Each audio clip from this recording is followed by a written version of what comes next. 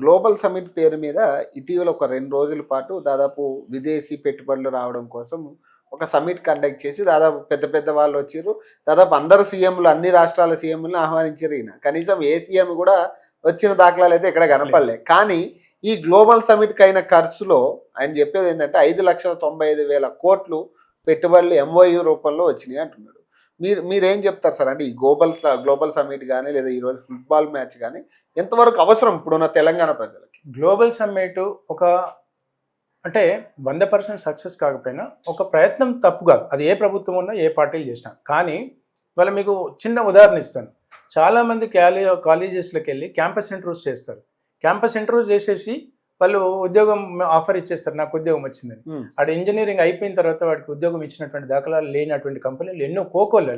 మీరు ఒక క్యాంపస్కి వెళ్ళిపోయి 500 మందికి చేస్తే 50 మంది కూడా ఉద్యోగం ఇవ్వలేనటువంటి పరిస్థితి. మరి వాళ్ళు కూడా సెలెక్షన్ చేశారు, చెప్పారు. ఇవాళ కూడా ఈ ఎంఓయూలు కూడా అంతే. ఎంఓయూ ఏముంటుంది, వాళ్ళు ఏ పెట్టుబడిదారి అయినా వాళ్ళు కామా పోలీస్ స్టాఫ్లు చాలా జాగ్రత్త రాసుకుంటారు. It is terms and condition according to the as and date my company wealth and health ఇది పెట్టుకుంటారు. అది పెట్టుకున్నప్పుడు you don't have a right to question them. మీరు కాకపోతే ఏముంటుంది, ఈ ప్రభుత్వము గతంలో ఇండస్ట్రియల్ పాలసీ కూడా ఎలా ఉంటుందంటే, మీకు ఇండస్ట్రీలో ఒక ల్యాండ్ అలొకేట్ చేసినప్పుడు ఆ ఇండస్ట్రీలో మీరు 2 years కనుక మీరు ఇండస్ట్రీ ఎస్టాబ్లిష్ చేయకపోతే దాన్ని అగ్రిమెంట్ని విత్డ్రా చేసుకుంటామంటారు. సో 2 years కానీ, అంటే ఉదాహరణకు చెప్తున్నాను, ఇది 4 yearsకు అటువంటి అగ్రిమెంట్ ఉంటే వాళ్ళే విత్డ్రా చేసుకుంటారు. వచ్చారు, టూరిజం లాగా వచ్చి వెళ్ళిపోయారు, అంతే. Nothing is wrong. అంటే అలానే మొత్తాన్ని నేను జీరో అని అనను, ఎంతో కొంత జరుగుతుంది. ఇప్పుడున్న తెలంగాణ పరిస్థితుల్లో ఈ సమిట్లు, గ్లోబల్ సమిట్ కానీ లేదా ఫుట్బాల్ మ్యాచ్ కానీ ఎంతవరకు అవసరం అంటారు? అంటే ఇప్పుడు గ్లోబల్ సమిట్ మీరే అంటున్నారు. అంటే ఇవాళ వేరే రాష్ట్ర ముఖ్యమంత్రులు జనరల్గా ఏం చేస్తారంటే ఒక పైలట్ ప్రాజెక్ట్ లాగా అసలు అక్కడికి వస్తే ఏముంది, ఎటువంటి కంపెనీస్ వస్తున్నారు, మనం కూడా చూడాలనేటువంటి ఆలోచన ఉంటుంది. వాళ్ళు రావాలి అంటే దీంట్లో అంత చిత్తశుద్ధి లేదు, అంత ఎఫెక్టివ్ ఇంపాక్ట్ ఉండదు అనే ఉద్దేశంతోనే ముఖ్యమంత్రులు రాలేదు. It is pre decided. అంటే ఏదో 2 రోజులలో డిసైడ్ అయింది కాదు కదా. అంటే ఏ ఒక్క ముఖ్యమంత్రి కానీ లేకపోతే వాళ్ళ రిప్రజెంటేటివ్స్ కూడా రాలేదంటే దీని మీద వాళ్ళకి అంత కాన్ఫిడెన్స్ లేకుండా ఉంది. అదేవిధంగా ఇప్పుడు ఫుట్బాల్ అంటున్నారు. ఫుట్బాల్ అనే విషయానికి వచ్చినప్పుడు ప్రపంచంలో ఫుట్బాల్ అనేది హైయెస్ట్ ఫ్యాన్ ఫాలోవర్స్ ఉన్నటువంటి ఫుట్బాల్. స్వయాన ముఖ్యమంత్రి రేవంత్ రెడ్డి గారు కూడా ఫుట్బాల్ ప్లేయర్, సందేహం లేదు, మంచిదే. కానీ ఇవాళ ఫుట్బాల్ ప్లేయర్ మీరు పెట్టారు కదా, ప్రతి ఒక్క బాలసుబ్రహ్మణ్యం గారో లేకపోతే ఇంకోరో ఒక ప్రోగ్రామ్ పెట్టేస్తే దానికి ఒక ఈవెంట్కి ఒక లక్ష్యం ఉండేది. అంటే ఎవరైనా కొన్ని కార్యక్రమాలు చేస్తారు చారిటీ కింద. మీరు ప్రభుత్వం దేనికోసం చేస్తారు? అంటే మీ ప్రభుత్వం ఫండ్ రైజ్ కోసమా? 3 అంశాలను నేను ప్రశ్నిస్తున్నాను. ప్రభుత్వం ఫండ్ రైజ్ కోసమా, లేకపోతే ముఖ్యమంత్రి గారు ఎవరో తెలవడం కోసం గ్లోబల్ ప్రపంచం అంతా ఫుట్బాల్ చూడేసేటప్పుడు నేను కూడా ఒక ముఖ్యమంత్రి ఆడుతుండని చెప్తున్నారా? లేకపోతే మీరు ఆధారాలు లేని, ఆచరణ లేని, లేకపోతే చేసేస్తే దానికి పెద్దగా ఏమి ఉండదు. అంటే మీరు ఇవాళ ఫండ్ రైజ్ కోసమే చేస్తున్నట్టుగా అనిపిస్తుంది. ఇవాళ మెస్సీ వస్తున్నారు, 100 ఫోటోలు దిగాలి, 100 ఫోటోలు దిగడానికే పర్మిషన్, ఒక ఫోటోకు 10 లక్షలు. మరి 10 లక్షలు మెస్సీకి ఇస్తారా, ప్రభుత్వం అకౌంట్లో వేస్తారా, లేకపోతే తీసుకున్న వాళ్ళే ఇస్తారా? అంటే 10 కోట్లతోని వాళ్ళు 5,000 మంది పోలీసులు వాళ్ళు అక్కడ ఉంటున్నారు. అంటే వాళ్ళు నిన్న మొన్న రేపు మళ్ళీ డిస్బర్స్ అంతా ఉంటుంది. అంటే 5,000 మంది పోలీసు యంత్రాంగంగా అక్కడ పనిచేస్తున్నారంటే ప్రభుత్వ వ్యవస్థను అక్కడ మీరు ఎస్టాబ్లిష్ చేసినారు కదా. Of course. కానీ నేను ఏమంటున్నాను, ఇవాళ ప్రభుత్వం అకౌంట్లోకి వెళ్తాయా లేకపోతే ప్రజలకు వేస్తారా, ఏ చారిటీకి వేస్తారా అనేది మీరు క్లారిటీ ఇవ్వాలి కదా ప్రభుత్వం. అంటే బేసిక్గా ఒక చారిటీయో లేకపోతే దీని ద్వారా ఏం చేయాలనుకుంటున్నారని చెప్పాలి కదా. కానీ ఇప్పుడు మెస్సీని తెలంగాణ బ్రాండ్ అంబాసిడర్ లేదా తెలంగాణ ఫుట్బాల్ బ్రాండ్ అంబాసిడర్ గా పెట్టాలనే ఆలోచన వస్తా ఉంది. మరి ఏం చెప్తారు దీనికి? అంటే ఇప్పుడు తెలంగాణకి మెస్సీ స్వయాన ఇప్పుడు ఒకటండి, రేవంత్ రెడ్డి గారు ఫుట్బాల్ ప్లేయరు, ఆయన కూడా ప్రతి ఒక్కరికి ఒక మ్యూజిక్ డైరెక్టర్ ఫేవరెట్ ఉంటాడు, ఒక సినిమా యాక్టర్ ఉంటాడు. ఈయన కూడా Messi fan follower Revanth Reddy గారేమో. అందుకోసం ఈ అధికారాన్ని ఇట్లా అడ్డం పెట్టుకొని వాళ్ళు నేను ఆడుకుంటాం, నేను వేదిక పైన ప్రపంచ పటంలో టీవీలలో కోట్లాది మంది వీక్షకుల మధ్య మేమిద్దరం ఫ్యాన్ ఫాలోవర్స్ ఇక్కడ తిరుగుతున్నామని చూపించుకోవడానికి ఇది ఒక ప్రధాన వేదిక కావచ్చు కదా. కానీ అంటే ఇప్పుడు ఒక బ్రాండ్ అంబాసిడర్ గా పెట్టడం అనేది ఎంతవరకు కరెక్ట్ అంట మెస్సీ? అదేంటున్నారు. ఇప్పుడు ప్రతి ఒక్కరికి వాళ్ళ అవసరాల రీత్యా గతంలో ఉన్నటువంటి బీఆర్ఎస్ పార్టీ కూడా మెట్రోకి ఒక పర్సన్ని బ్రాండ్ అంబాసిడర్ పెట్టారు, తర్వాత తీసేశారు. అంటే వడ్డిచ్చేవాడు మనవాడు అయితే ఎక్కడైనా పెట్టుకుంటారు అన్నట్టుగా ఆయన తెలంగాణకి ఏం చేస్తాడు అంటే తెలంగాణలో ఓన్లీ స్పోర్ట్స్కే లేదు కదా. అంటే తెలంగాణలో ఎన్నో కోవకు చెందినటువంటి ఉంటారు. ఉమ్, స్పోర్ట్స్ ఉంటుంది, ఇండస్ట్రీ ఉంటుంది, లేకపోతే ఫార్మింగ్ ఉంటుంది, లేకపోతే వస్త్రాలు ఉంటాయి, ఇవన్నీ ఉంటాయి.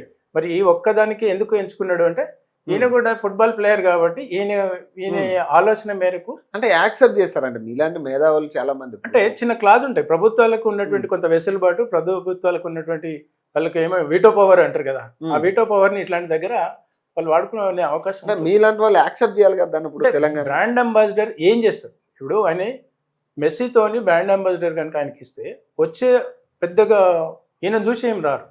అంటే విదేశీ పెట్టుబడులు వస్తాయంటారు కదా రేవంత్ తప్పు రెడ్డి.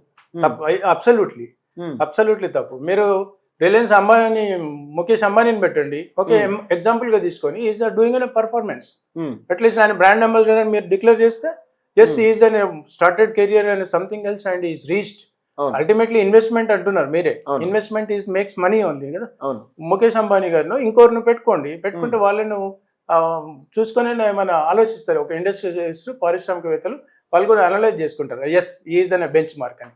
స్పోర్ట్స్ లో పెద్దగా అంటే ఒరిగేదైతే ఏమి ఉండదని నేను. ఇప్పుడు ఈ హిల్ట్ పాలసీ మీద మీ ఉద్దేశం ఏంటి సార్? అంటే హిల్ట్ పాలసీ 5 లక్షల కోట్ల దందా అని ఇప్పుడు బీఆర్ఎస్ వాళ్ళు లేవనెత్తుతున్నారు. తెలంగాణ రాష్ట్రం అధికారంలోకి వచ్చినప్పుడు బీఆర్ఎస్ పార్టీ ఒక్కటే, ప్రతి ఒక్క నాయకుడు కూడా ఎక్కడ దేని మీద దృష్టి సారించారంటే కేవలం ల్యాండ్. వీళ్ళంతా రాజకీయ నాయకులు అనే బదులు ల్యాండ్ మాఫియాస్ అనాలి. ల్యాండ్ మాఫియాస్ ఎందుకు అంటే అర్బన్లో కానివ్వండి, మీరు గ్రామీణ ప్రాంతాల్లో కానివ్వండి, ఫారెస్ట్ కానివ్వండి, వేల ఎకరాలు మనకు ఉన్న తెలంగాణకు ఉన్నటువంటి ప్రధానమైనటువంటి వనరులు ఏంటంటే నైజాం గవర్నమెంట్ పాలించినటువంటివి కాబట్టి మనకు చాలా ల్యాండ్ బ్యాంక్ ఎక్కువ. పక్క రాష్ట్రాలతో కంపేర్ చేస్తే మనకు హైయెస్ట్ ల్యాండ్ రిసోర్సెస్. ఈ రిసోర్స్ కూడా తక్కువ ల్యాండ్ ఎక్కువ డబ్బులు. గత 15 సంవత్సరాలలో ల్యాండ్ ఏదైతే వాల్యూ పెరుగుతూ వచ్చిందో ఆ ల్యాండ్ మీదనే ఈ రాజకీయ నాయకులంతా దృష్టి పెట్టారు. గతంలో బీఆర్ఎస్ పార్టీ దాన్ని ఏం చేసింది, ధరణితోనో లేకపోతే గవర్నమెంట్ మార్పిడి చేసుకొని అన్ని కొంత ఆధీనంలో తీసుకున్నారు. వాళ్ళు వేలం పాటల్లో వేసేసి వేరే వాళ్ళకి వేసి అందులో భాగస్వాములు అయినారు. ఇవాళ అదే వరవడి ఈయన జరుగుతున్నాడు. మొన్న హైదరాబాద్ సెంట్రల్ యూనివర్సిటీకి దాన్ని మొత్తం ఫారెస్ట్ ను మొత్తం కొట్టేసి లేకపోతే వందల ఎకరాలు అమ్మేస్తున్నారు. మొన్న వేలం పాటలు వేస్తున్నారు, పోలీస్ దగ్గర వేశారు. ఇవాళ 9,000 ఎకరాలు అంటే అన్యాక్రాంతం చేసుకోవాలి అనేటువంటి ఆలోచనతో, ఎందుకంటే డబ్బులు హ్యూజ్ మనీ ల్యాండ్ మీదనే ఉంది.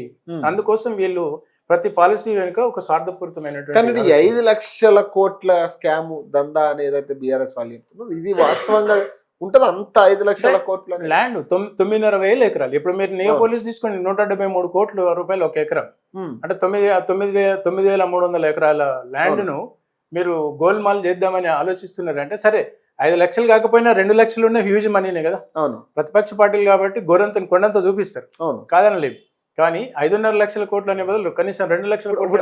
ఇప్పుడు అక్కడ ఉన్న ఇండస్ట్రియలిస్టులు కూడా చాలా మంది మాట్లాడుతూ ఉన్నారు, రోజు పేపర్లో కూడా పడింది. వాళ్ళు ఏం చెప్తా ఉన్నారు, ఆల్రెడీ రన్నింగ్ లో ఉన్న మా కాన్సెప్ట్, మాకు ఏదైతే ఇండస్ట్రీస్ ఉన్నాయో దీని మీద మాకు లాస్ తప్పితే ఉపయోగం ఏం లేదు, దానివల్ల ఏదైతే 5 లక్షల కోట్ల స్కామ్ జరుగుతుంది అంటున్నారో ఇది అవాస్తవం అని చెప్తా ఉన్నారు. అలాగే ఏదైతే మూతపడ్డ కంపెనీలు ఉన్నాయో వాటికి ఇది లాభం, ఎందుకంటే వాళ్ళు ఇక్కడ అమ్ముకుని వేరే చోట మళ్ళీ వాళ్ళు కొనుక్కోవచ్చు కాబట్టి వాళ్ళకి లాభం, కానీ మాకు లాభం లేదు అంటున్నారు వాళ్ళు. ఓకే, అంటే ఇండస్ట్రియల్ కాంట్రాక్ట్ ఎట్లా ఉంటుందంటే ఏదైతే ఇండస్ట్రీకి అలొకేషన్ ఉంటుంది, అంటే మాకు కూడా తెలిసిన వాళ్ళు ఉన్నారు. రోషయ్య గారు ముఖ్యమంత్రిగా ఉన్నప్పుడు కొంత ఇండస్ట్రియల్ ల్యాండ్ అక్విజిషన్ చేసినప్పుడు వాళ్ళకు ఒక టర్మ్స్ అండ్ కండిషన్స్ ఉంటాయి. వీళ్ళు ఏదైతే ఇండస్ట్రీ కోసం ఇచ్చారో ఆ ఇండస్ట్రీ తప్పకుండా ఆ సమయం లోపల పెట్టాలి, అమ్ముకోవడానికి వీలు లేదు, transferable but cannot be sale. So ఈ క్లాజ్లో అందుకే అంటున్నాను, డబ్బులు ఉన్నోడికి ధనవంతుడికి చట్టం చుట్టం లాగా ఇందులో ఉన్నటువంటి ప్రతి వెసులుబాటును ప్రతి ఒక్క పారిశ్రామికవేత్త అంటే ప్రభుత్వాలు ఏంటండి, ప్రభుత్వాలు అల్టిమేట్ గా పరిశ్రమలు జరపాలి, పరిశ్రమల ద్వారానే డబ్బులు వస్తాయి. సో వీళ్ళే సృష్టిస్తారు, వీళ్ళే మొత్తం స్మాష్ చేస్తారు. అంటే రాజకీయ పార్టీలు అవసరం కొద్దీ సృష్టిస్తారు, అవసరం తీరిన తర్వాత వాళ్ళను బొంద పెడతారు. సో ఇది కూడా ఆర్థిక నేరగాళ్ళు రాజకీయ నాయకుల ముసుగులో ఉంటారు కాబట్టి ఇది జరుగుతుంది తప్పకుండా. సార్ ఫైనల్గా ఒకటే పాయింట్ సార్, ఇప్పుడు కవిత బయటకు వచ్చి మాట్లాడుతూ ఈ రోజు కూడా ఆమె కొన్ని విమర్శలు చేస్తూ ఉంది. ఆమె ఏం చెప్తా ఉంది, ఏదైతే 2014 నాటి నుంచి జరిగిన దందాలు ఉన్నాయో, అక్రమాలు ఉన్నాయో వాటన్నిటిని కూడా నేను ముఖ్యమంత్రి అయితే బయట పెడతా అంటున్నాను. అన్ని చిట్టాలు నా దగ్గర ఉన్నాయి. 2014 అంటే కేసీఆర్ ముఖ్యమంత్రి, అప్పుడు అక్కడి నుంచే స్టార్ట్ చేస్తుంది ఆమె. మరి ఏం చెప్తారు దీనికంటే? బేసిక్ అందులోంచి బయటకు వచ్చిన ఆమె ఎంతైనా ఈమె చెప్పే మాటల్ని నమ్మడానికి కూడా లేదు, అనడానికి లేదు. నమ్మాలి, ఖచ్చితంగా నమ్మాలి వీటిని. నేను అందులోంచి బయటకు వచ్చిన వ్యక్తే కాబట్టి. మరి ఏం చెప్తారు ఈ రోజు మాట్లాడుతుంది కదా? అంటే ఒకటి, ఒక పోలీసు వ్యవస్థ లేకపోతే న్యాయ వ్యవస్థ ముందు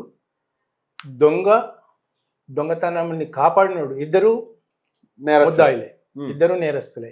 అంటే ఇప్పటి వరకు 2014 నుండి ఇప్పటి వరకు జరిగినటువంటి తప్పులు నీ దగ్గర తెలిసి నువ్వు డిస్క్లోజ్ చేయాలంటే ప్రజలకు నువ్వు జవాబుదారితనము, ప్రజల ముందు నువ్వు ఫెయిల్ అయినావు. నెక్స్ట్ న్యాయ వ్యవస్థ ముందు కూడా నువ్వు భాగస్వామి. అంటే నీకు తెలుసు అని అంటున్నావు కదా, తెలుసు అని అన్నప్పుడు అంటే నువ్వు చాలా అత్యంత సన్నిహితంగా ఉంటేనే కదా నీకు తెలుసు. సో అది ప్రజానికం నేను నమ్మట్లేదు. ఎందుకంటే 10 సంవత్సరాల తర్వాత నువ్వు విమర్శించేసి అది కూడా పార్టీ నుండి సస్పెండ్ అయిపోయిన తర్వాత మీ ఆర్థిక లావాదేవీల కూర్పు సరిగా లేనప్పుడు, రాజకీయ మార్పిడులు సరిగా లేనప్పుడు చెప్తున్నారు. ఒకవేళ మీరు 10 సంవత్సరాలు కాదు 2 సంవత్సరాల తర్వాతనే ఒక 5 సంవత్సరాలు అధికారం, బీఆర్ఎస్ పార్టీ అధికారంలో ఉన్నప్పుడు ఒక 5 సంవత్సరాల ముందు 3 సంవత్సరాల ముందు మీరు ఈ గొంతు అప్పుడు వినిపిస్తే మీ పైన ప్రజలకు అభిమానం ఉండేది. మీ నిబద్ధతను శంకించకుండా మీ నిబద్ధత పారదర్శకంగా ఉంటుందని ప్రజలు కూడా స్వాగతించేవాళ్ళు, ప్రజలు కూడా అభిమానించేవాళ్ళు, ఆదరించేవాళ్ళు. ఇవాళ మీరు పార్టీ నుండి వెళ్ళిపోయిన తర్వాత ఉంది అని అంటున్నారు. ఉంది అంటే మీరు కూడా భాగస్వాములే, మీ చిట్టా కూడా వాళ్ళ దగ్గర ఉంటుంది, వాళ్ళ చిట్టా. ఇప్పుడు నమ్మరా కవితను నమ్మరంటారా? ఇప్పుడు తెలంగాణ జాగృతి పేరు మీద నమ్మరు. జనం బాట కార్యక్రమం కానీ, జనం బాటకి వచ్చే స్పందన ఏముందండి? ఆ జనం బాట స్పందన ఇంకో 3 నెలల తర్వాత చూడండి. మీ మీడియా సోదరులు మీరే కవరేజ్ చేస్తారు కదా, 3 నెలల తర్వాత ఏమి అంటే గ్రాఫ్ తగ్గిపోతుంటాయి. ఇప్పుడు ఫోన్ ట్యాపింగ్ మీద కూడా ఒక అంశం లేవనెత్తింది. దీన్ని మాట్లాడి క్లోజ్ చేద్దాం. ఫోన్ ట్యాపింగ్ మీద కూడా సొంత అల్లుడి ఫోన్ కూడా ట్యాప్ చేసిరు ఆ టైంలో అని ఆమె ఒక పాయింట్ లేవనెత్తింది. ఇటీవల ప్రభాకర్ రావు గారు కూడా రిమాండ్లోకి వెళ్ళారు ఆయన మొన్న. సో మీరు ఏం చెప్తారు? ఆయన దగ్గర దాదాపు 5 క్లౌడ్స్ని తీసుకున్న పరిస్థితి, హ్యాండ్ ఓవర్ చేసుకున్న పరిస్థితి, ఏం చెప్తారు సార్? మీరే అంటున్నారు, కవిత గారే అంటున్నారు. ఏమంటున్నారు? సొంత అల్లుడిని కూడా మొబైల్ ట్యాప్ చేస్తారా అంటున్నారు. అంటే సొంత అల్లుడిని ఎగ్జిబిషన్ చేయాలని చట్టంలో ఉందా? అంటే నువ్వు సొంత బిడ్డను, సొంత అల్లుడిని లేకపోతే వేరే వాళ్ళని ఎగ్జిబిషన్ చేయమని నువ్వే అంటున్నావు కదా. అంటే రేపు భవిష్యత్తులో నువ్వేం చెప్పదలుచుకుంటే మిగతా ఫోన్లు హ్యాక్ అయినా పర్లేదు, అదే కదా. అంటే నీ స్వార్థం ఇక్కడే తెలుస్తుంది కదా. ఈ స్వార్థాన్ని ఇటువంటి స్టేట్మెంట్స్ వల్లనే ఆవిడ ప్రజల్లో కానీ మీడియా ముందు కానీ చులకన అవుతుంది. అంటే మీరు హ్యాక్ అయింది అనేది ఏదైతే ఫోన్ ట్యాపింగ్ అవుతుంది, తర్వాత చట్టం తీసుకుంటుంది. ఫోన్ ట్యాప్ అయింది అనేది వాస్తవమే 100%. ఆ ఫోన్ ట్యాపింగ్ ఇవాళ కూడా ఒక కొలిక్కి ఎందుకు రావట్లేదంటే ప్రతిపక్షాల పార్టీలు కూడా అందులో ఉన్నాయి. వీళ్ళు నిండా మునిగే రోజు ఇదే రేవంత్ రెడ్డి గారిని కూడా అందులో కొంత భాగస్వామ్యం ఉంటాడు. అప్పటిదాకా ఇంతే ఉంటుంది. అంటే కేసీఆర్ కేటీఆర్ అరెస్ట్ అనేది అరెస్ట్ అంటారు. అరెస్ట్ ఏమైందండి? గతంలో పక్క రాష్ట్రంలో ఉన్నటువంటి కరుణానిధి గారి డాక్టర్ ఏమైంది, లల్లూ ప్రసాద్ యాదవ్ ఏమైండు, లేకపోతే మొన్నటికి మొన్న ముఖ్యమంత్రి ఉన్నటువంటి ఢిల్లీ కేజ్రీవాల్ గారు ఏమయ్యారు, కవిత గారు ఏమయ్యారు, ఏమవుతుంది? అందుకే మళ్ళీ అంటున్నాను, సారీ టు యూస్. ఎందుకంటే హానరబుల్ సుప్రీంకోర్టు కూడా దీన్ని నేను చాలాసార్లు రిపీట్ చేస్తున్నాను, చట్టం ఉన్నవాడికే చుట్టం అవుతుంది. దీంట్లో మీరు వెసులుబాటు పెట్టేసి పక్కకున్నటువంటి జగన్మోహన్ రెడ్డి ఏం చేస్తున్నారు? దాన్ని ఒక 25 సంవత్సరాలు 30 సంవత్సరాలు 10 సంవత్సరాలు డ్రాగన్ చేస్తే ఆ చట్టాలు ఇచ్చే తీర్పు లోపల కొంతమంది చచ్చిపోతున్నారు. దానివల్ల ఉపయోగం ఏముంది? నిరుపయోగం కదా. దర్జాగా ఉంటుంది. వీళ్ళు జైలుకు పోతున్నారు. జైలు పోయిన తర్వాత అన్ని విలాసవంతమైనటువంటి జీవితాన్ని జైళ్ళలో పొందుతున్నారు, అధికారికంగా అనధికారికంగా. సో ఏం జరగదు. రైట్. సో ఇది పరిస్థితి. సో పశుపతి గారితో ఇది ఇంటర్వ్యూ. సో మరిన్ని అప్డేట్స్ కోసం చూస్తూనే ఉండండి. ఓకే.